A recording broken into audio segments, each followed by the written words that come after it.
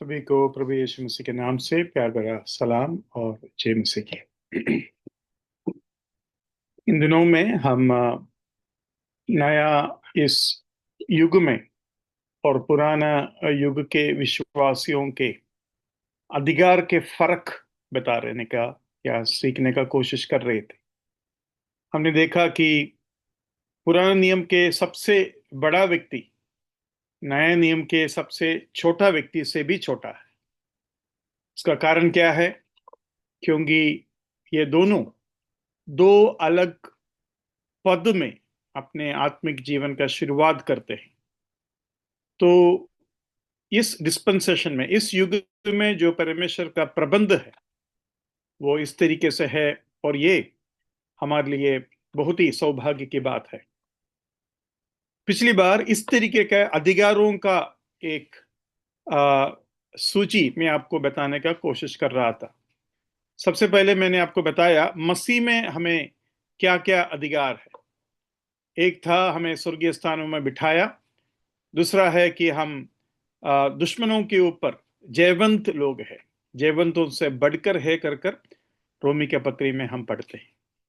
उसके बाद हमने देखा कि पवित्र आत्मा के द्वारा हमारे अंदर जो अधिकार है, हमने देखा कि हमारे अंदर वरदान है, और ये वरदान के बिना कोई भी विश्वासी नहीं है। ये बहुत बड़ी बात है। वरदान का बिना कोई विश्वासी नहीं है।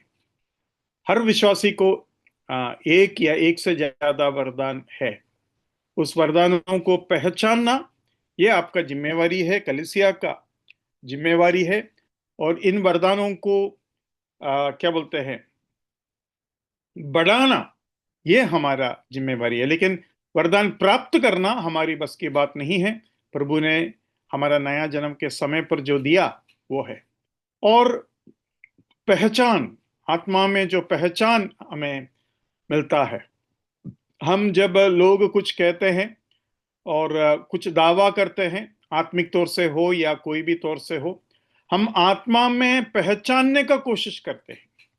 और हमें बाकी कोई भी मनुष्य से ज्यादा आत्मा में एक व्यक्ति को पहचानने का काफी एक एक क्षमता पवित्र आत्मा का द्वारा मिलता है। क्योंकि हम जीभ से, होठों से जो बातें आते हैं उससे बढ़कर उस व्यक्ति के आत्मा के अंदर उसके विश्वास के गहराई, उसके जो समझ, उन बातों को ऊपर हम देखते हैं और हम आदमी को एकदम अलग रूप से पहचानते हैं। हमारा पहचान एकदम अलग होता है। और प्रार्थना में जो अधिकार हमारे पास है ना, परमेश्वर के पास जाने के अधिकार, द एक्सेस टू गॉड, वो एक नया अधिकार है। पुराने नियम के विश्वासी सोच भी नहीं सकते थे प्रभु के पास जाना। वो तो आंगन में खड़े रहते थे। याचक पवित्र जगह पे जाते थे, और अति पवित्र जगह पर महायाजक साल में एक बार जाता था। और जब जाते हैं, हियाव के साथ नहीं जाते। ऐसा जाते हैं, पता नहीं क्या मैं वापस आ पाऊं या नहीं, इतना डर से बेचारा अंदर जाता था।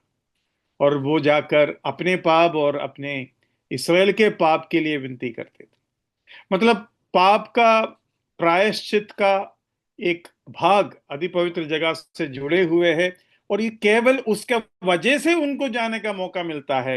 ये नहीं कि याचक को कोई बड़ा पद है कि वो अंदर जाएंगे, नहीं। इसराइल के पाप के जरूरत ऐसा था और इसलिए वो अंदर जाते हैं। उसके बाद पाप के संबंध में भी अधिकार में फर्क है।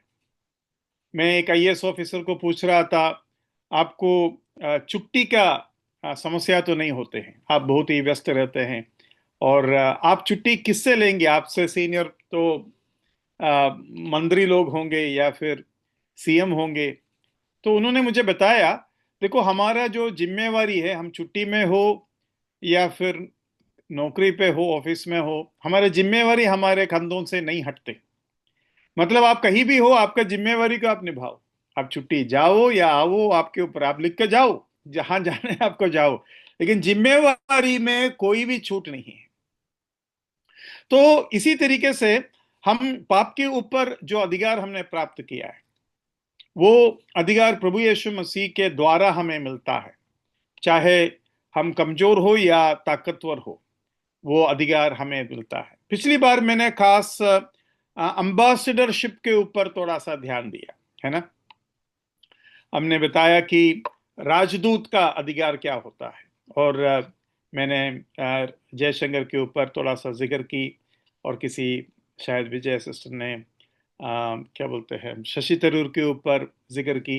तो उन लोगों को इन अधिकारों के बारे में पता है, और आखिर में हम प्यार और फॉरगिवनेस, माफी के बारे में ध्यान दिया। वो ये है कि स्टेफानोस मरते वक्त प्रभु से कहता है, प्रभु इन्हें माफ कर दे। है ना।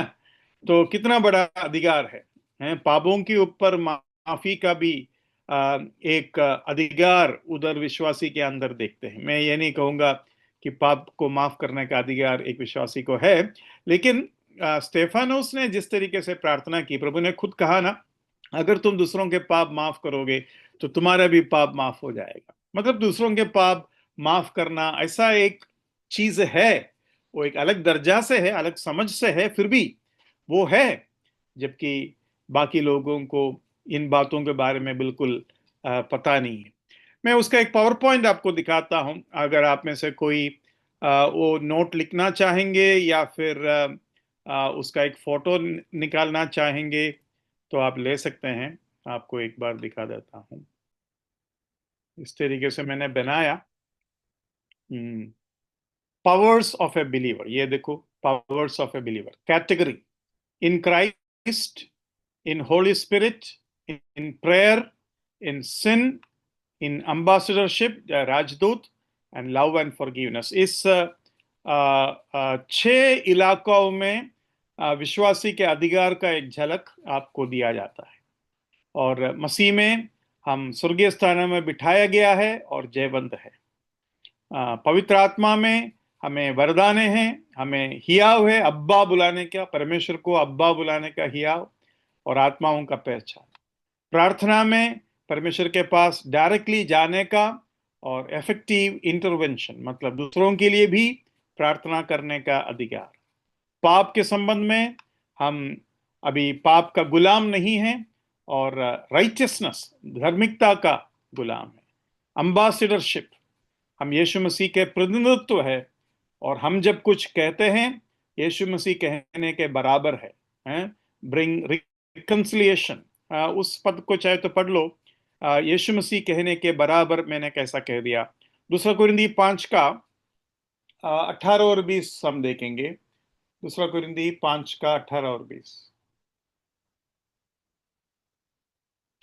ये सब बातें परमेश्वर की ओर से हैं, जिसने मसीह के द्वारा अपने साथ हमारा मेल मिलाप कर लिया और मेल मिलाप की सेवा हमें सौंप दी है। हाँ, वो सेवा हमें अम्बासडर राजदूत को सौंप दिया है। आगे 19 पढ़िए, 19। अर्थात परमेश्वर ने मसीह में होकर अपने साथ संसार का मेल मिलाप कर लिया और उनके अपराधों का दोष उन पर नहीं लगाया, और उसने मेल मिलाप का वचन हमें सौंप दिया है। 20। इसलिए हम मसीह के राजदूत हैं, मानो परमेश्वर हमारे द्वारा विनती कर रहा है। हम मसीह की ओर से निवेदन करते हैं कि परमेश्वर के साथ मेल मिलाप करो। हाँ, वो समझाता जो शब्द है ना, परमेश्वर हमारे द्वारा समझाता है, वो इंग्लिश में मैं पढ़ के सुनाता हूँ। 2 कुरिन्थी 5, प्लीडिंग, या फिर आपसे विनती करते हैं, उस भाषा उधर इस्तेमाल किया है। 2 कुरिन्थी 5 का 20। Now, when we are ambassadors for Christ, as though God were pleading through us, as though God were pleading through us, pleading लिखा है, pleading, pleading मतलब एकदम विनती कर रहा है, एकदम नम्र होकर हमारे द्वारा प्लीड करना, मतलब हम साधारण मनुष्य जैसे परमेश्वर आपसे मांगते हैं। Pleading, pleading through us, we implore you on Christ's behalf, be reconciled to God, परमेश्वर से मेल मिलाप कर ले। ठीक है, अभी लव एंड फॉरगिवनेस, माफ करना, लव एंड फॉरगिवनेस, यहां हमारे पास जो प्रेम है वो सुपरनैचुरल प्रेम है। इस दुनिया का प्रेम कैसा है? तुम दोगे तो मैं तुमको दूंगा, तुम प्यार करोगे तो मैं तुमसे प्यार करूंगा। ये सुपरनैचुरल लव कैसा है? तुम प्यार करे या ना करे, मैं तुमसे प्यार करूंगा, है ना। Power to forgive and live in unity, है ना। तो माफ करने का ताकत, सामर्थ्य परमेश्वर हमें दिया है, और एकता में, मतलब आ, आ, अन्य धर्मों में कैसा होता है, अगर आप गलत है तो आपका ऊपर कोई प्रेम का भावना नहीं रहेगा, मारो पीटो, यही बात है। लेकिन हम जो हमें दुश्मन समझते हैं उनका बीच में भी एकता हम चाहते हैं, एकता में रहने का कोशिश हमारा तरफ से हमेशा होता है, और ये बात आपको मिलेगा। उम्मीद है कि आपने इसका स्क्रीनशॉट लिया या फोटो लिया, ताकि आप बाद में भी उसको देख सकते हैं। ओके,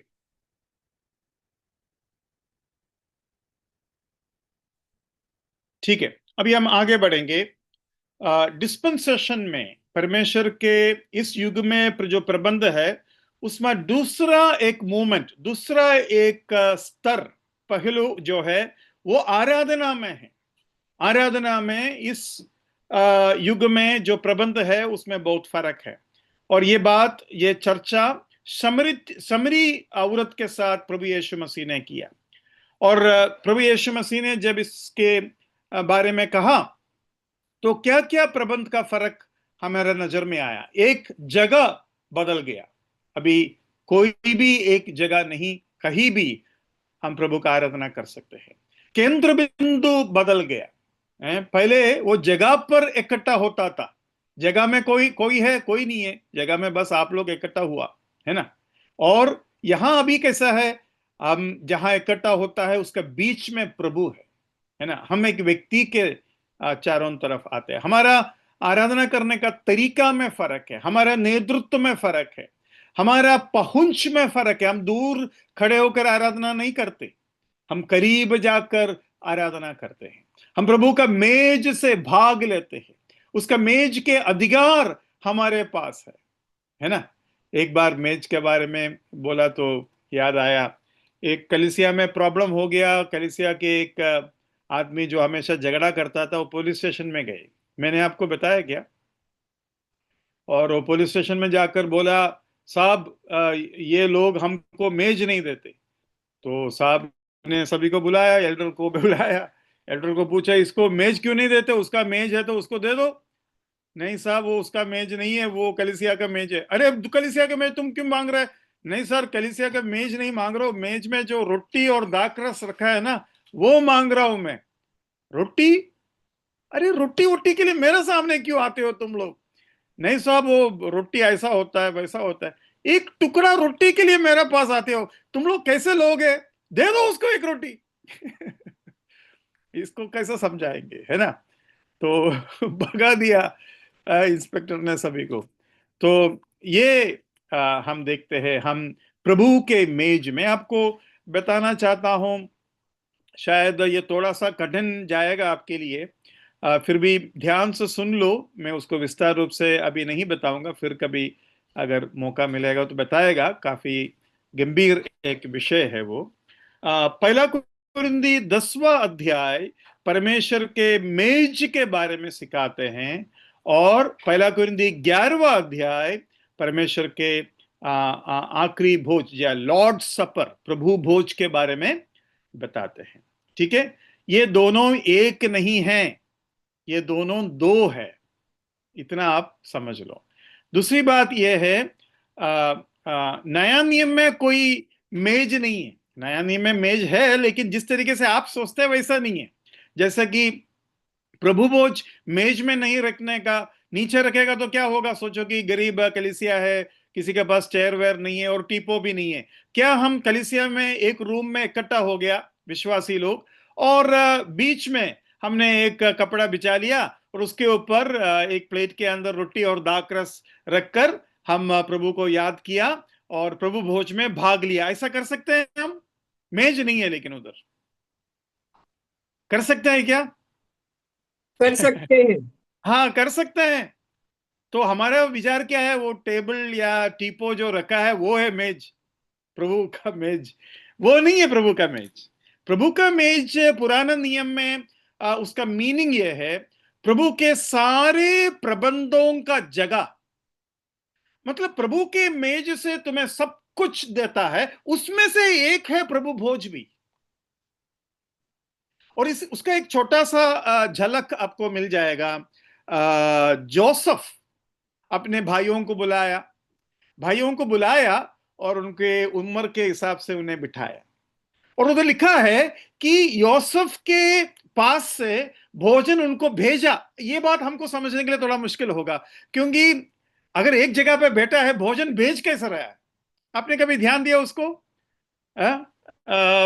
मैंने वो भाग बोलने के लिए तैयार नहीं था, थोड़ा सा उसको ढूंढेंगे। मुझे कोई मदद कर सकते हैं?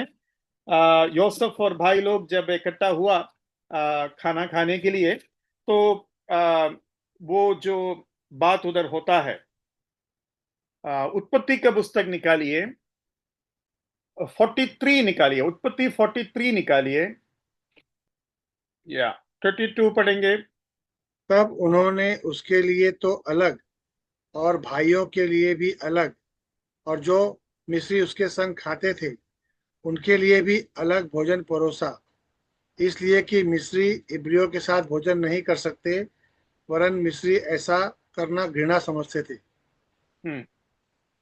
आगे आगे बढ़िए, 33 और 34 भी। और यूसुफ के भाई उसके सामने बड़े बड़े पहले और छोटे छोटे पीछे अपनी अपनी अवस्था के अनुसार क्रम से बैठाए गए।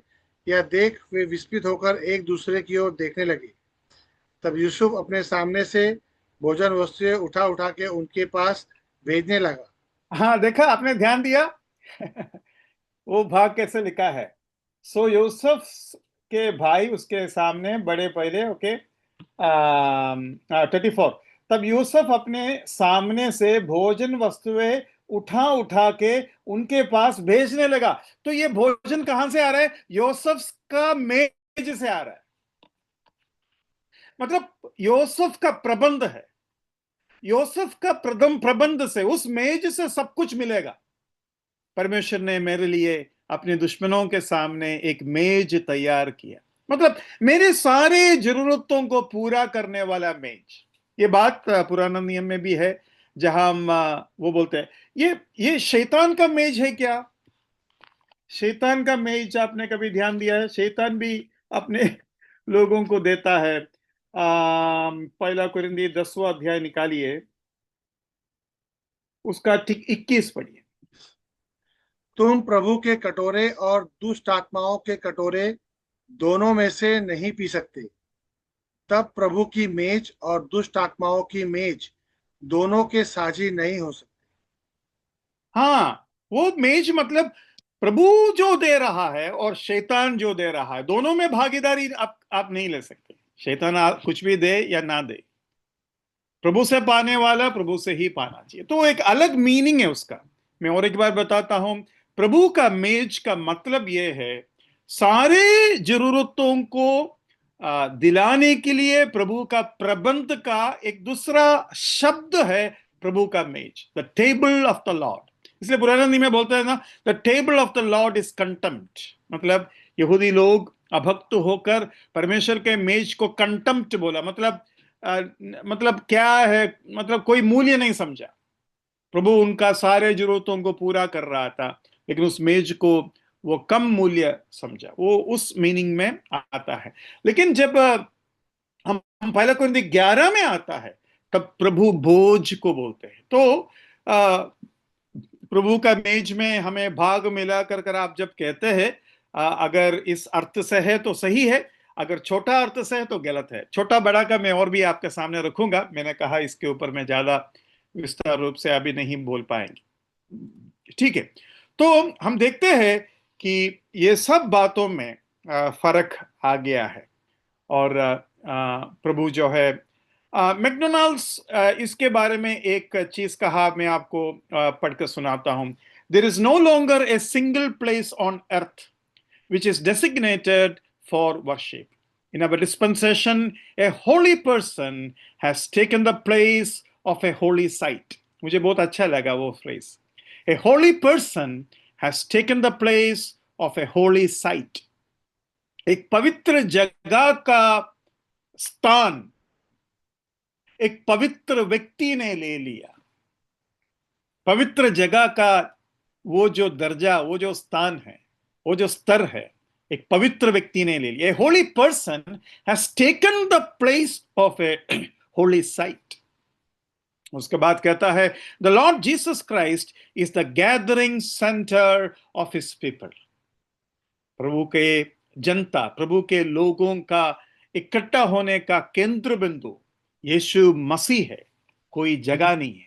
इसलिए हमारे लिए कोई पुण्य जगह नहीं है, हमारे लिए एक पुण्य व्यक्ति है ना, एक पुण्य व्यक्ति है.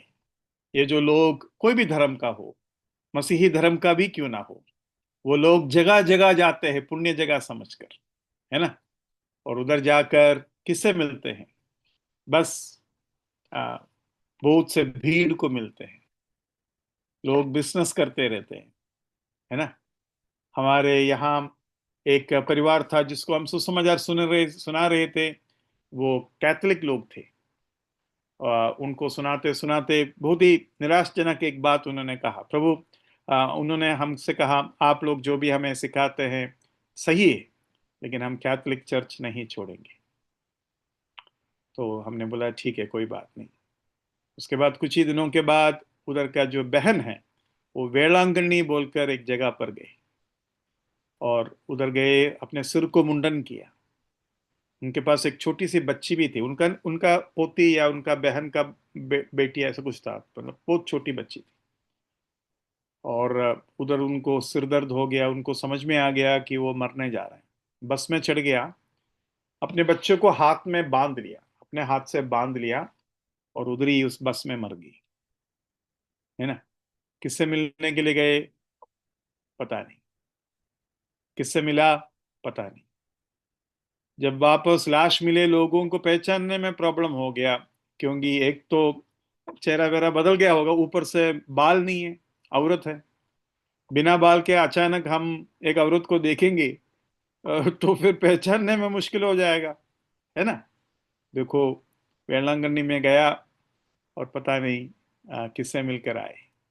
तो मैं आपको ये बताना चाहता हूं, हम प्रभु के चारों तरफ इकट्ठे होते हैं. Where 2 or 3 are gathered together in my name, there I am in the midst of them. Gathered together in my name. मैं सभी से एक छोटा प्रार्थना का एक बात, प्रार्थना क्या बोलते, एक प्रार्थना का रिक्वेस्ट रखना चाहता हूं.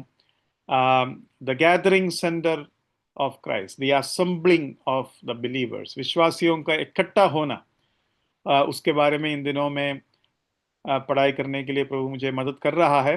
एक असेंबली कैंप के लिए तैयार कर रहा हूँ. थोड़ा मुश्किल लग रहा है वो विषय को हैंडल करने के लिए, और काफ़ी देर बैठना पड़ रहा है, और फिर भी आगे नहीं बढ़ रहा है और दिन निकट आ रहा है. लेकिन प्रभु जरूर आशा दिया है कि वो मदद कर रहा है ना. प्रभु की उपस्थिति में प्रभु के पास बैठ रहा हूँ. बैठने के लिए भी बहुत अनुग्रह चाहिए. तो प्रभु मदद कर रहा है. तो आप लोग सभी का प्रार्थना जरूर मुझे और ताकत देंगे, मैं उम्मीद करता हूँ. और ये 9 और 10 में कड़कपाड़ा में एक छोटा सा मीटिंग है, आप में से कुछ लोगों को मालूम होगा. तो उस मीटिंग के लिए भी प्रार्थना कीजिए. वो एक फैमिली कॉन्फ्रेंस असेंबली का मीटिंग है, ठीक है. तो इन दोनों मीटिंग्स को प्रार्थना में रखिए. तो ये वचन मत्ती 18 के 20 में हम पढ़ते हैं, जहां 2 या 3 मेरे नाम पर कहीं भी इकट्ठे होंगे. अभी उस वो वचन को जरा हिंदी में पढ़ेंगे. उधर एक शब्द है जो थोड़ा सा समझना जरूरी है. जरा देखिए उसको, 18 का 20, where 2 or 3 are gathered. वो जो शब्द है gathered, उसको मुझे थोड़ा सुनना था हिंदी में. क्योंकि जहां 2 या 3 मेरे नाम पर इकट्ठा होते हैं, वहां मैं उनके बीच में होता हूं. देखो, इकट्ठा होते हैं वो शब्द, और वेयर 2 और 3 are gathered together in my name, वो दोनों एक ही है क्या? उसमें फर्क है। मतलब इंग्लिश में जो मीनिंग है वो क्या बोलते हैं, अपना हिंदी में नहीं आ रहा है। अभी मराठी भाई लोग मुझे मदद कीजिए। हैं? दिनेश ब्रदर, अपना बाइबल लेके आ जाओ। है ना? जरा पढ़ के सुनाइए कैसे लिखा है मत्ती 18:20। कारण जेथे दोघे किंवा तिघे माझ्या नावाने जमले आहेत तेथे त्यांच्यामध्ये मी आहे. उधर वो मीनिंग कैसा आ रहा है? जहां 2 या 3 इकट्ठा होंगे या इकट्ठा किया करेंगे, जहां मैं इकट्ठा करता हूं, ऐसा मीनिंग आ रहा है क्या? नहीं, उसमें जहां मेरे नाम से 2 या 3 इकट्ठा होते हैं ऐसा मीनिंग आ रहा है. बस होते हैं, मतलब हमारा मर्जी में ऐसा लिखा है। लेकिन इंग्लिश में ऐसा है, वेयर 2 और 3 are gathered together in my name, मतलब मैं उनको इकट्ठा करता हूं। इकट्ठा करने का ताकत, आकर्षण का केंद्र बिंदु मैं हूं। तो उसमें थोड़ा सा एक फर्क हमें उधर समझ में आना जरूरी है। तो आराधना में जो फर्क आया, वो बहुत कुछ उसमें से आप निकाल सकते हैं, जिसको मैं विस्तार रूप से नहीं बता रहा हूं। मैं आगे बढ़ना चाहता हूं। अभी दूसरा और एक डिस्पेंसेशन है जो नया नियम में हुआ, और वो है फोल्ड से फ्लॉक बन गया है। ये इसका भी फर्क हिंदी में या मराठी में मिलेगा कि नहीं, हमें देखना पड़ेगा। आप मेरे साथ आइए, यूहन्ना का सुसमाचार उसके 9वां अध्याय, नहीं 10वां अध्याय निकालिए, और उसका 16वां पद पढ़ी। मेरी और भी भेड़ें हैं जो इस भेड़शाला की नहीं। भेड़शाला, उसको ध्यान देना, उसको बोलते हैं फोल्ड, FOLD, फोल्ड, भेड़शाला। मुझे उनका भी लाना अवश्य है। वे मेरा शब्द सुनेंगी, तब एक ही झुंड और एक ही चरवाहा होगा। तब एक झुंड होगा, तब एक भेड़शाला नहीं होगा। एक भेड़शाला है, लेकिन उसके बाद उस भेड़शाले के मेमना को भी इस झुंड में मैं जोड़ दूंगा। तो इसको बोलते हैं फोल्ड और फ्लॉक। अभी इसका और एक चीज यहां हुआ, वो बात ऐसा है कि 9वां अध्याय में एक अंधा आदमी था। यह अंधा आदमी, उसको चंगाई मिला, और वो फोल्ड का था, वो इसराइल फोल्ड का था, वो इसराइल का भेड़शाला के अंदर का एक व्यक्ति था। लेकिन उन लोगों ने इसको धक्का देकर बाहर निकाल दिया। तो एक तरीके से 9वां अध्याय में भेड़शाला के अंदर से एक भेड़ को उधर के लोग धक्का देकर बाहर निकाल दिया, और प्रभु ने 10वां अध्याय में झुंड के बारे में बताया, एक फ्लॉक के बारे में बताया, और उस फ्लॉक में परमेश्वर ने इस अंधे आदमी को शामिल कर दिया। मेरा बात समझ में आ रहा है? 9वां अध्याय में जो अंधा को तिरस्कार किया, 10वां अध्याय में प्रभु यीशु मसीह ने स्वीकार की। तो प्रभु यीशु मसीह जब स्वीकार किया, प्रभु यीशु मसीह के पास एक झुंड है, तब भेड़शाला नहीं है। भेड़शाला के अंदर घुसना चाहिए चरवाहा, लेकिन भेड़शाला का मतलब इस्राएली लोग अंदर घुसने नहीं दे रहा है। वो यीशु मसीह को चरवाहा नहीं मान रहा है। तो उसके अंदर के भेड़ को अगर यीशु मसीह से मिलना है तो बाहर आना पड़ता है, बाहर आना पड़ रहा था। तो ये बात देखो, उसका इंग्लिश भी बहुत ही खूबसूरत है। 10 का 16 में इंग्लिश में पढ़ता हूं, मेरी बातों को ध्यान से सुनना। And other sheep I have which are not of this fold. इस भेड़शाला का नहीं है वो, और भी मेरे पास भेड़े हैं जो इस भेड़शाला के नहीं है। तो मैं क्या करूंगा? Them also I must bring, उनको भी मुझे लाना है। And they will hear my voice, वो मेरा आवाज सुनेंगे। And there will be one flock, one fold नहीं, one flock, and one shepherd, and one shepherd. ये बहुत ही खूबसूरत एक सच्चाई को हमारे सामने रखता है। यूहन्ना का सुसमाचार का एक खासियत यह है कि यूहन्ना के सुसमाचार में मेरे को आप एक पैराबल बता सकते हैं? पैराबल, पैराबल मतलब उपमा। आप यूहन्ना के सुसमाचार से कोई भी एक उपमा बोल सकते हैं?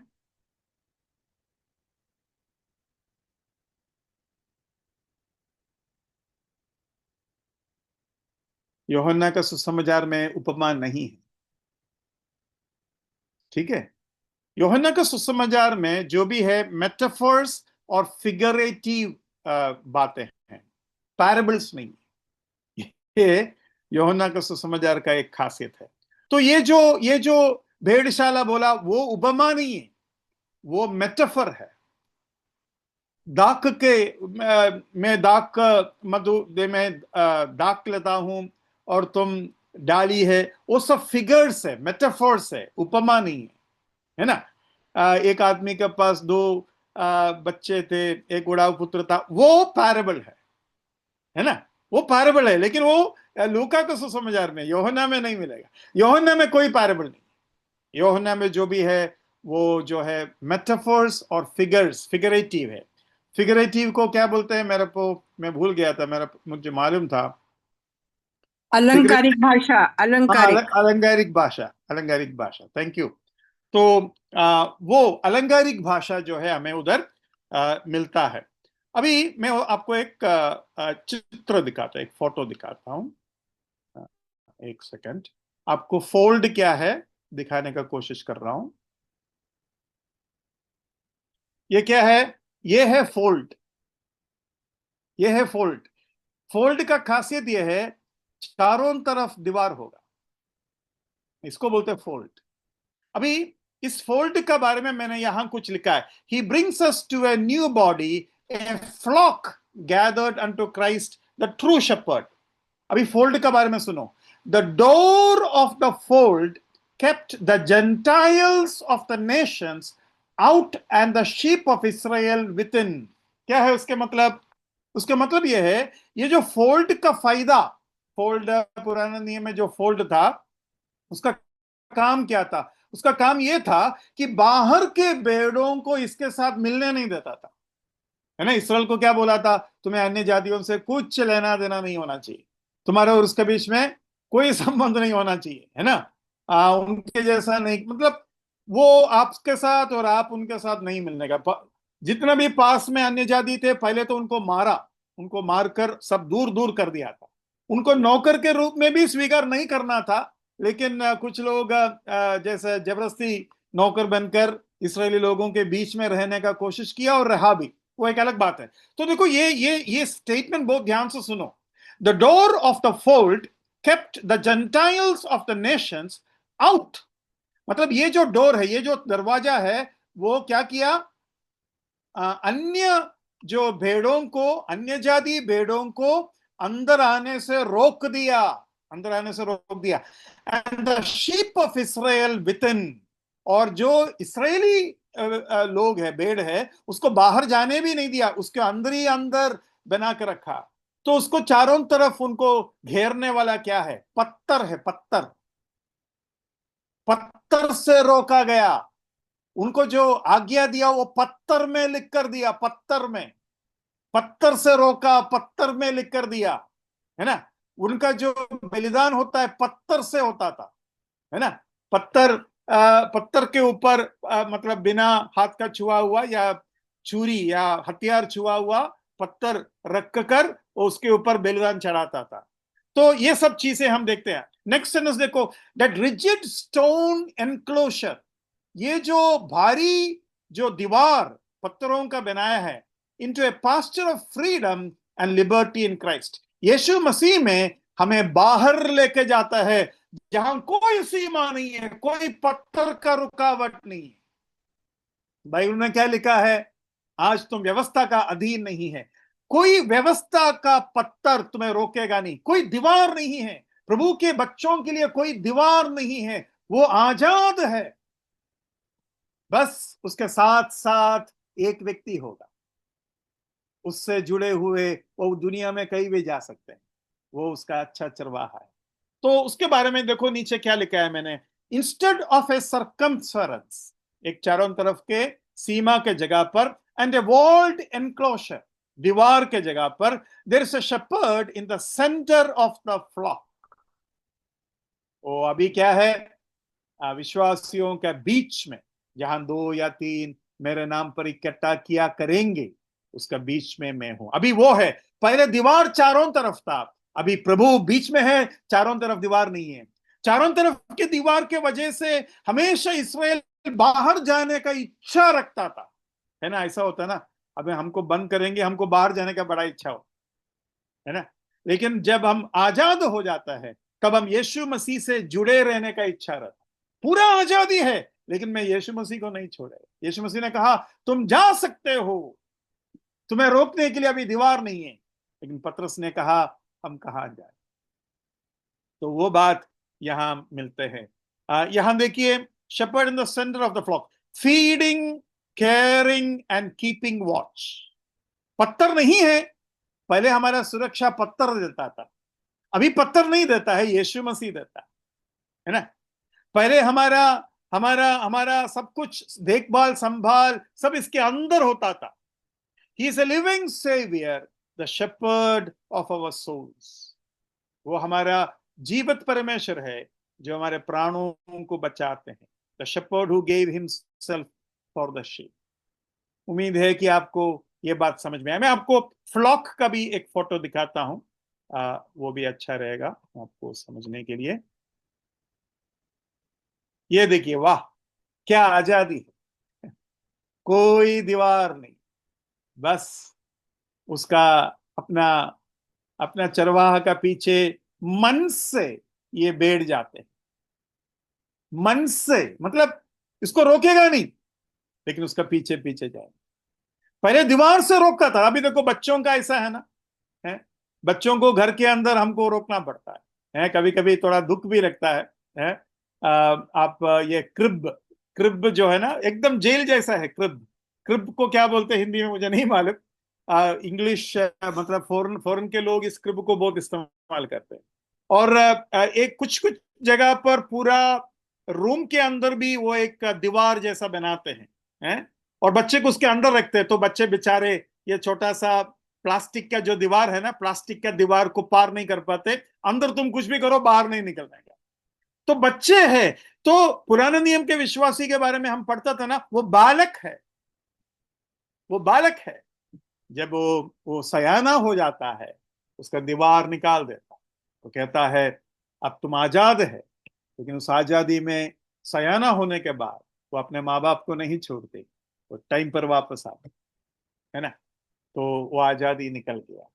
तो देखो, वो बहुत बड़ा खूबसूरती मुझे उधर मिला, और मुझे बहुत अच्छा लगा वो चित्र जो उसके द्वारा हमें मिलता है। हम और आगे बढ़ेंगे। भजन संगीता, सॉरी, यूहन्ना 10:16 में हमने ये जो फोल्ड और फ्लॉक देखा, इसका पहले आपने ध्यान दिया था? कभी आपने इसका ऊपर ध्यान दिया? इस्राएल जो है परमेश्वर का भेड़शाला है, फोल्ड है, और कलीसिया जो है वो झुंड है, फ्लॉक है। उसके वजह से भी प्रभु कभी भी उनको नहीं बोला तुम सब साल में 3 बार इस्राएल में आओ, नहीं बोला। जहां भी है मैं तुम्हारे बीच में हूं, तुम्हें कहीं आने की जरूरत नहीं है, तुम फ्लॉक है, तुम झुंड है। Praise the Lord. तुम झुंड है ना? तुम्हारा भेड़ को, तुम्हारा भेंटों को लेकर इस्राएल में आओ, यरूशलेम में आओ नहीं कहा।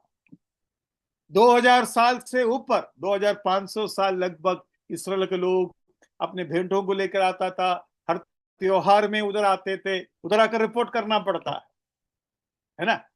लेकिन अब क्या है, अब कोई उधर जाने का जरूरत नहीं, हम झुंड हो गए। अभी हम जो झुंड है, इसको बहुत ही प्यार से प्रभु का क्या बोलते हैं, लाडला जैसा एक नाम दिया है, उसको बोलता है लिटिल फ्लॉक। लिटिल फ्लॉक जरा पढ़िए, लूका 12 का 32। लूका 12 का 32। हे छोटे झुंड। हाँ, हे छोटे झुंड मत डर, क्योंकि तुम्हारे पिता को यह भाया है कि तुम्हें राज्य दे। Praise the Lord.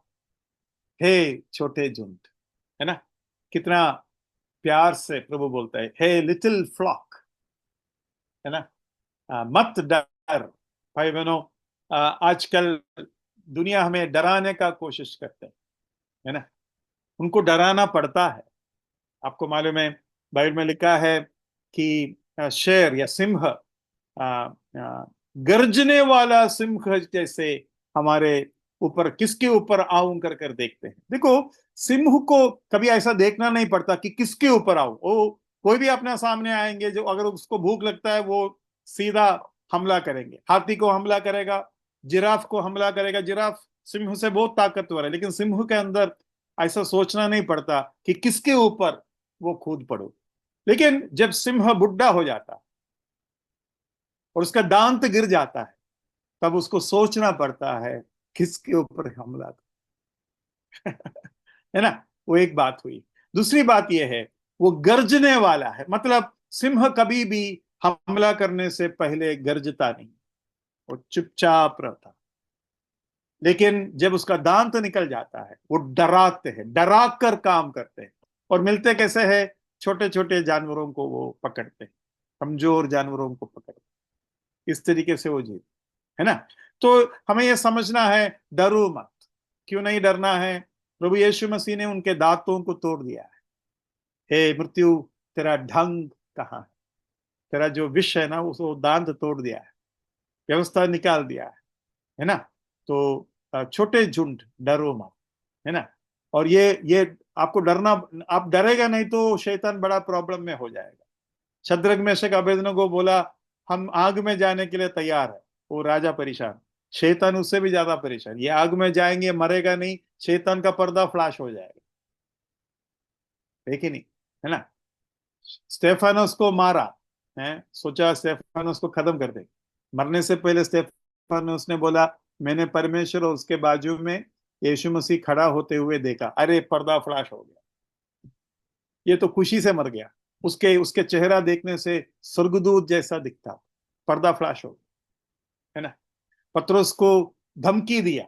धमकी क्यों दे रहा भाई, सीधा मार दो, तुम यीशु मसीह को मारा, इसको नहीं मार सकते। वो क्या है ना, थोड़ा डराना पड़ता है, क्योंकि हम खुद डरे हुए है ना। तो पतरस को डरा कर भेजने के लिए कोशिश की, और उनके हिम्मत को देखकर ये और डर गई, है ना। तो ये बात हमें देखना है। लिटिल फ्लॉक, मुझे वो शब्द बहुत ही प्यारा लगता है। हे छोटे झुंड मत डर, क्योंकि तुम्हारे पिता को यह भाया है कि तुम्हें राज्य को दे। छोटे झुंड को देंगे, भेड़शाला को नहीं देंगे। तो ये बात हम देखते हैं। आप सुना होगा डेविड लिविंगस्टन के बारे में। डेविड लिविंगस्टन अफ्रीका में प्रभु के लिए बहुत सेवा किया। उसके शरीर में सिंह का पंजे का निशान है कर कर कहते हैं। इतना, मतलब उसके ऊपर हमला हो गया था, लेकिन प्रभु ने उसको बचा लिया। तो वो जब मर गया, उसका सेमेटेरी, उसका जो दफन किया हुआ जगह जो है लंदन में वेस्टमिंस्टर अबी में है। तो उधर उसका जो कब्र के उसका सामने मालूम है क्या लिखा है? Other sheep I have I which are not of this fold, them also must I bring। मेरे पास और भी भेड़े हैं जो इस भेड़शाला का नहीं है, उसे भी मुझे इस जगह पर लेके आना है। एक गीत है, बहुत ही सुंदर गीत है। कुछ जगह पर उधर फोल्ड लिखा है, वो गलत है, उधर फ्लॉक लिखना चाहिए। मैं उसको गा के सुनाता हूं। In tenderness he sought me, weary and sick with sin, and on his shoulders brought me into his flock again। into his flock का जगह पर कहीं पुस्तकों में जैसे कि आपने जीएलएस का जो बुक मिलता है उधर भी फोल्ड लिखा है, फोल्ड लिखा है, फोल्ड लिखना गलत है, उधर फ्लॉक लिखना चाहिए, फ्लॉक लिखना चाहिए। इन tenderness he sought me, weary and sick with sin, and on his shoulder brought me into his flock again, while angels in his presence sang, until the chords of heaven rang. Oh, the love that sought me, oh, the blood that bought me, oh, the grace that brought me to the flock. Flock होना चाहिए। Wondrous grace that brought me to the flock. Flock होना चाहिए, छोटे झुंड, है ना। तो वो बात भी इस वक्त याद करना उचित है। लास्ट जो डिस्पेंसेशनल चेंज है वो है the old wine and the new wine. पुराना दाक मधु और नया दाक मधु, उसके ऊपर हम जरा देखेंगे यूहन्ना 15:1। यूहन्ना 15:1। कच्ची दाखलता मैं हूँ और मेरा पिता किसान है। मेरा पिता किसान है, असली दाखलता मैं हूं। देखो बात ऐसा है, पुराना दाखलता कौन था मालूम है? इसराइल था।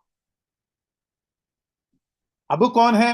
यीशु मसीह, और हम डाली है, मतलब कलीसिया है। कलीसिया का सिर यीशु मसीह है। तो कहता है असली दाक लता में हूं, मतलब इसराइल को दाक लता बनाया था। अगर आप हेरोद का टेम्पल देखोगे, उसका जो पिलर है, जो गेट्स है, उधर आपको ये दाक लता का चित्र मिलेगा।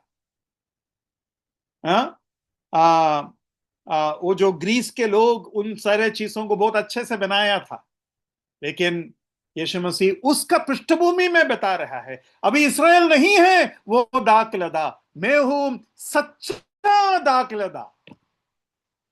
वो जो था वो मॉडल था, वो केवल एक छाया या मॉडल बोल सकते हैं, लेकिन मैं हूं सच्चा दाखलता। ये इस डिस्पेंसेशन का, इस युग का, परमेश्वर का प्रबंध का एक फर्क है। और तुम डाली हो, तुम डाली हो। Praise the Lord. मतलब मधु जो है, दाक मधु जो है, वो आनंद देता है। इसराइल परमेश्वर का आनंद होना चाहिए था, लेकिन इसराइल परमेश्वर को आनंद दिया नहीं। लेकिन पुत्र, ओ प्रेज़ द लॉर्ड, पुत्र पिता को आनंद दिया। पुत्र जो कुछ किया, पिता को भाया, ये मेरा प्रिय पुत्र है, इससे मैं अति प्रसन्न हूं। उसके काम सुगंध इत्र जैसे प्रभु के पिता के नथनों में वो सूंगा, है ना। अपने बेटा के बारे में कहता है ये मेरा प्रिय पुत्र है।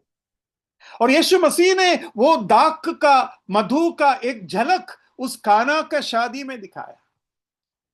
और तब काना का उस मेहमानों के सरदार कहता है इतना सुंदर मधु, सॉरी दाखरस तुमने कहां रखा? अरे ये तो स्वर्ग से आया है, ये पिता के गोद में थे। इतना इतना इतना सुंदर, इतना इतना स्वादिष्ट दाक मधु वो केवल पिता ने चखा था और किसी ने नहीं चखा। लेकिन अभी वो हमें दिया है। कोई भी पुत्र को नहीं जानते, केवल पिता। वो परमेश्वर का रोटी है जिसका भागीदार आज हम भी है। उसका स्वाद पिता चखाता, अब हम भी चख रहा है। नया नियम ऐसा है। दाऊद बेचारे याचकों से जाकर भीख मांगा, मुझे भी उस रोटी का एक टुकड़ा दे दो। लेकिन हम हकदार है, हमने उसका रोटी, हमने उसको खाया, उसका वजह से प्रभु भोज में भाग लेता है। प्रभु भोज का हक से बड़ा है प्रभु का ऊपर हमारा हक। प्रभु भोज का हक केवल एक छाया है, वो दिखा रहा है, लेकिन असली चीज हमने खाया कर कर अभी दिखा रहा है। असली बपतिस्मा हमारा यीशु मसीह के साथ हुआ, और जो बपतिस्मा हम यहां कर रहा है वो केवल दिखा रहा है है ना। तो इस्राएल को तीन रूप से जो है दिखाता है। एक है दाखलता, दूसरा है अंजीर का पेड़, और तीसरा है जैतून का ओलिव ब्रांच, जैतून का डाली। ये तीन तरीके से इस्राएल को दिखाता है। और अभी हमारा जो डिस्पेंसेशन है उसमें फर्क आता है। अभी ये फिग ट्री जो है, अंजीर का पेड़ जो है, वो इस्राएल का राष्ट्रीय या क्या बोलते हैं, नेशनल सिंबल है ना। और the olive branch that indicates as representant and restored, bearing fruit for God in the future.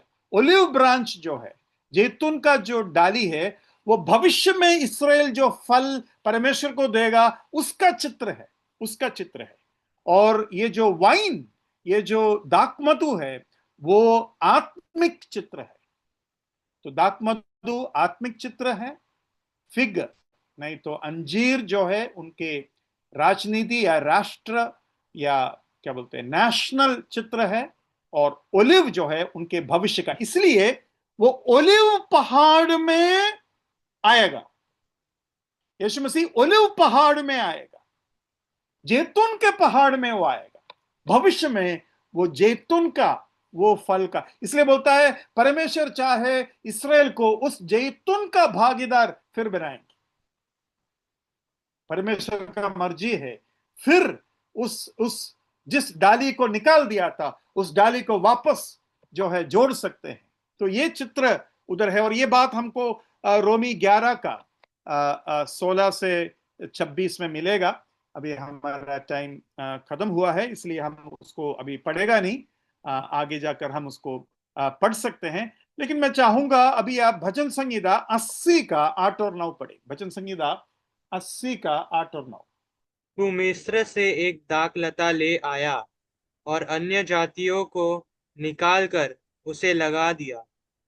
तूने उसके लिए स्थान तैयार किया है और उसने जड़ पकड़ी और फैल कर देश को भर दिया। तो इस्राएल एक दाखलता है ना। तो वो चित्र उधर हमको मिलता है ना। The boar out of the wood indicating the captivity to Babylon. उसका 13वां पद पढ़िए।